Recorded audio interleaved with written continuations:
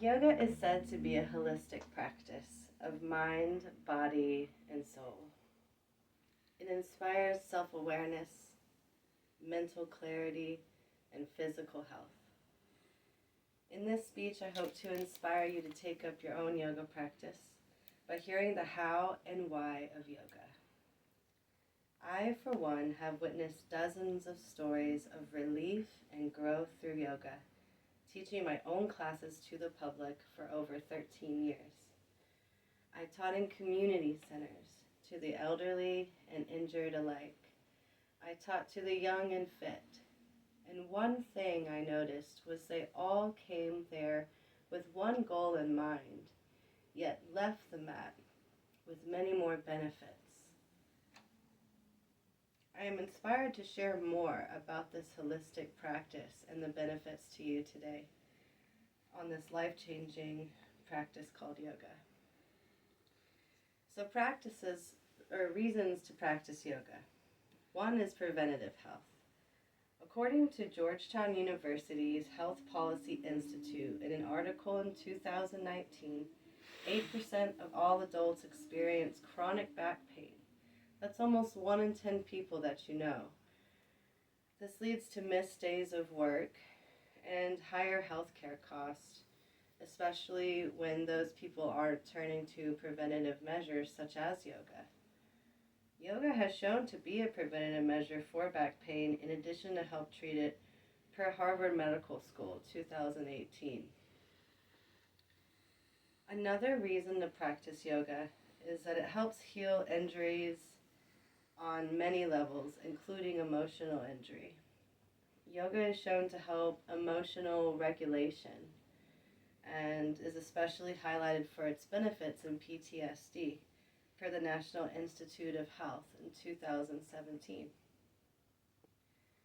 Yoga helps with stress and its accompanying symptoms on the mind and body.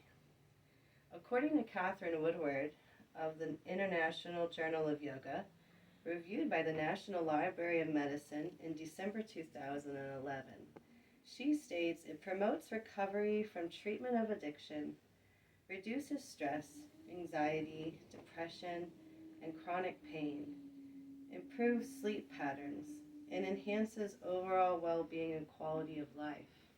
These are the holistic qualities that I'm referring to that yoga can contain. Another reason that yoga should be practiced is that it's just free or inexpensive even. It can be done free from home with multiple options such as YouTube or checking out library books. My personal practice began with checking out library books and laying them around my mat, and in my stretch reading about the pose and its history and learning deeper breath work for it. So I also was doing yoga for one reason and uncovering many benefits at once. There are also online subscriptions if you're looking for a wider selection of classes, something with particular teachers that you may like with certain styles. They may even have guided meditations. You can do this at Gaia.com or other places like Alo Yoga. And there are also local studios for yoga all over that have monthly subscriptions or drop-in fees. Lastly, a reason to practice yoga is it really helps relationships in addition to your life task.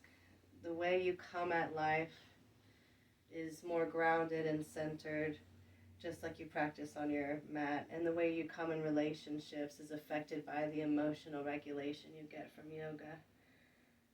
In my own teachings at Circle Yoga Shala, it was always taught that yoga is a relationship with self and others. How we practice on the mat shows up in life. So there are some common misconceptions about yoga that people may have as to why they don't do it yet. One of those is that yoga is expensive to get into. We've already discussed yoga is free by library book or YouTube. Another common belief is I'm not flexible enough or I'm not in shape enough.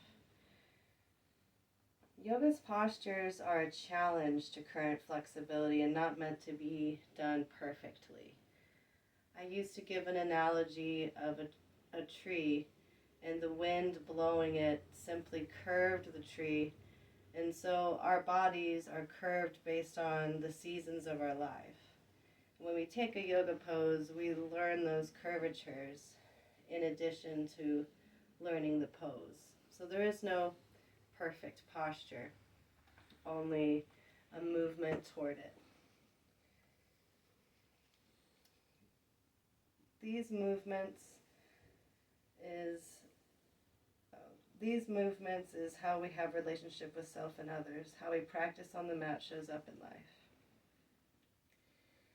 Okay, another misconception about yoga is the belief that I don't have time. Yoga is said to be beneficial even at just minutes a day. In June 2017, Dr. Wei of Harvard published an article showing even a short 15-minute practice of breathing and yoga postures was enough to benefit someone.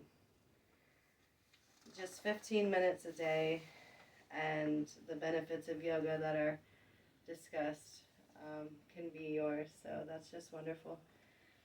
In conclusion, yoga is beneficial for many holistic reasons and made widely available to all. Yoga can be done at home for minutes a day or in studio for a full session. Yoga helps bring to the world and our relationships our best selves. I'd like to invite you to try out your own yoga practice from home. Breathe deeper and explore training of mindfulness in action. It all begins with one step, getting on the mat.